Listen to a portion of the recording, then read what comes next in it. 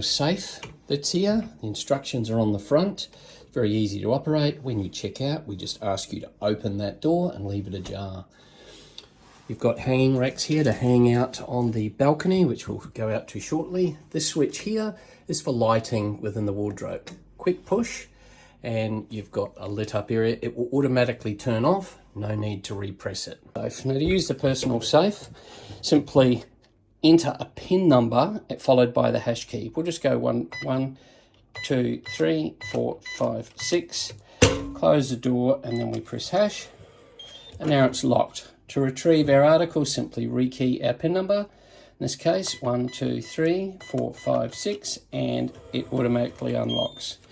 When you are finished and before you check out, we just simply ask that you leave the safe door ajar like this and open.